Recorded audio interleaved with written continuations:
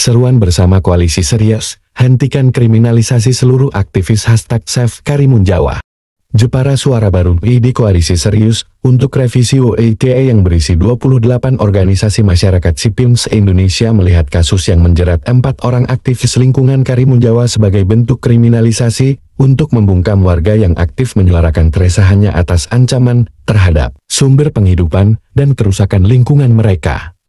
Daniel Fritz Tangkilisan menjadi martir pertama. Ia dilaporkan usai berkomentar di Facebook dengan menggunakan frasa masyarakat otak udang. Pada 1 Juni tahun 2023, Daniel ditetapkan sebagai tersangka oleh Kepolisian Resor Polres Jepara karena dianggap melanggar pasal ujaran kebencian dalam Undang-Undang Informasi dan Transaksi Elektronik UU ITE.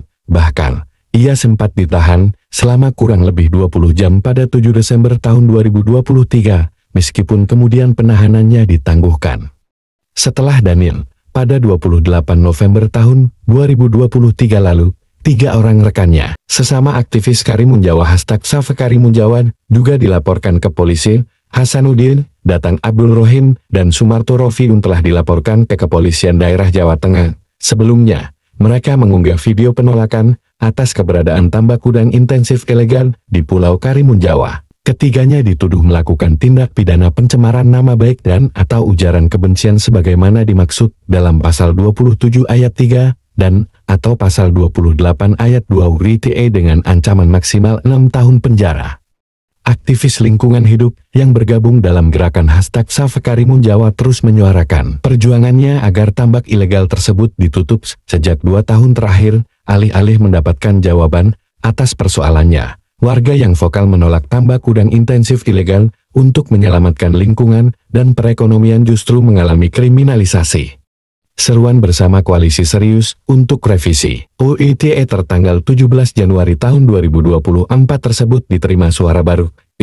Kamis 18 Januari 2024, koalisi serius untuk revisi UU ITE ini terdiri dari Aliansi Jurnalis Independen AJI, Amnesty International Indonesia, Indonesia Corruption Watch ICW, Indonesia Judicial Research Society IJRS, Institute for Criminal Justice Reform ICJR, Imparsial, Koalisi Perempuan Indonesia, Komite Perlindungan Jurnalis dan Kebebasan Berekspresi KPJKB Makassar, Komisi untuk Orang Hilang dan Korban Tindak Kekerasan Kontras, Lembaga Bantuan Hukum LBH Jakarta, LBH Asosiasi Perempuan Indonesia untuk Keadilan APIK Jakarta, LBH Jakarta, LBH Masyarakat, LBH Pers Jakarta, Lembaga Kajian dan Advokasi Independensi Peradilan LEP.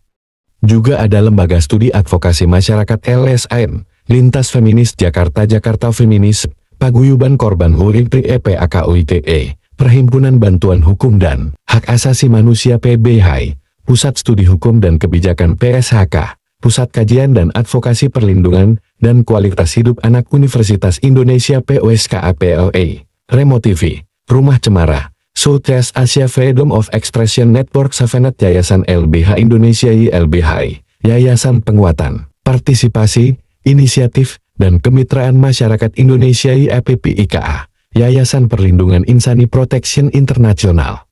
Ada hal yang lebih besar dari sekedar kriminalisasi terhadap 4 pejuang lingkungan. Upaya pemidanaan ini berdampak pada moral warga yang menolak tambak udang intensif ilegal di wilayahnya demi memperoleh haknya atas lingkungan yang bersih dan sehat. Beberapa waktu lalu, Fathia Haris dibebaskan dari segala tuduhan pencemaran nama. Alasan pemidanaannya sama, yaitu mengekspresikan keresahan atas isu lingkungan. Putusan hakim ini harusnya menjadi acuan bagi penyidik untuk menghentikan segala upaya kriminalisasi menggunakan pasal-pasal karet UU ITE. Ujar Nenden Sekar Aron, Direktur Eksekutif Savenet, salah satu organisasi yang tergabung dalam koalisi serius untuk revisi UU ITE.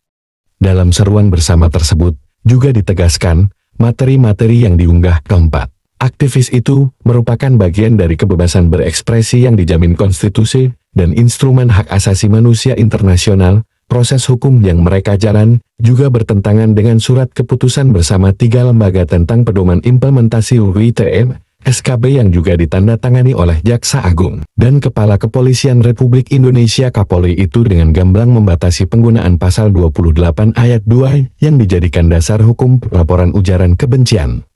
Penyampaian pendapat pernyataan tidak setuju atau tidak suka kepada individu atau kelompok masyarakat tidak termasuk perbuatan yang dilarang, kecuali dapat dibuktikan ada upaya melakukan ajakan, mempengaruhi, dan atau menggerakkan masyarakat, menghasut mengadu domba, untuk menimbulkan rasa kebencian atau permusuhan berdasarkan isu sentimen perbedaan SADRA.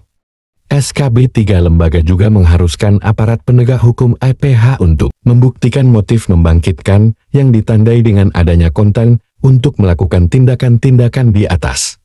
Begitu pula dengan pasal 27 ayat 3 yang dijadikan dasar pelaporan. SKB 3 lembaga membatasi penggunaan pasal ini, bukan delik yang berkaitan dengan muatan penghinaan dan atau pencemaran nama baik dalam pasal 27 ayat 3 UU ITE, jika muatan atau konten yang ditransmisikan, didistribusikan, dan atau dibuat dapat diaksesnya tersebut adalah berupa penilaian, pendapat, hasil evaluasi, atau sebuah kenyataan. Materi yang diunggah keempat aktivis pagar Salva Karimunjawa jelas merupakan ekspresi penilaian dan keresahan atas persoalan nyata yang mereka hadapi, bukan ajakan, gerakan, atau hasutan untuk membenci atau memusuhi kelompok masyarakat tertentu. Adapun frasa suku, agama, ras, dan antar golongan dalam pasal ini telah menimbulkan multiinterpretasi mengenai kelompok masyarakat mana saja yang dilindungi. Dijelaskan juga dalam Kitab Undang-Undang Hukum Pidana dan UU ITE terbaru, frasa antar golongan tersebut sudah dispesifikkan menjadi ras, kebangsaan, etnis, warna kulit, agama, kepercayaan, jenis kelamin, disabilitas mental, atau disabilitas fisik. Ini membuktikan bahwa frasa antar golongan dalam UU ITE lama telah menimbulkan ketidakpastian hukum karena dapat diinterpretasikan secara bermacam-macam.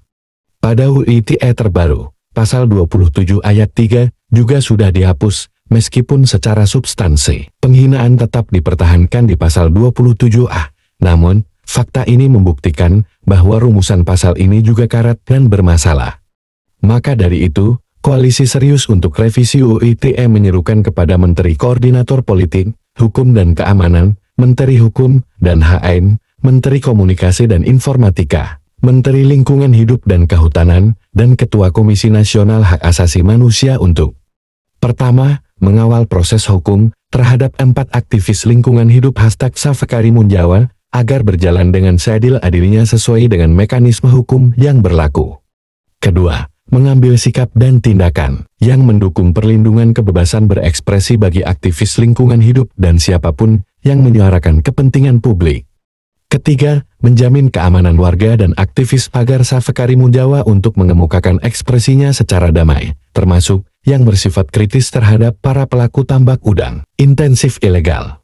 Di samping itu, Koalisi Serius untuk Revisi UU ITE juga mendesak Kepala Kepolisian Republik Indonesia, Jaksa Agung, Kepala Kepolisian Daerah Jawa Tengah, Kepala Kepolisian Resor Jepara, dan Kepala Kejaksaan Negeri Jepara untuk menghentikan proses hukum 4 aktivis lingkungan hidup #Salva Karimunjawa yang dituduh melanggar pasal pencemaran nama baik dan ujaran kebencian UU ITE, memastikan pengimplementasian SKB 3 lembaga tentang pedoman implementasi UU ITE dalam penanganan kasus-kasus yang menggunakan UU ITE sebagai dasar hukumnya, terutama yang menggunakan pasal-pasal karet seperti pencemaran nama baik dan ujaran kebencian, memastikan tidak ada lagi warga dan aktivis pagar Salva Karimunjawa yang diproses hukum hanya karena mengemukakan ekspresinya secara damai, termasuk yang bersifat kritis terhadap para pelaku tambak udang intensif ilegal.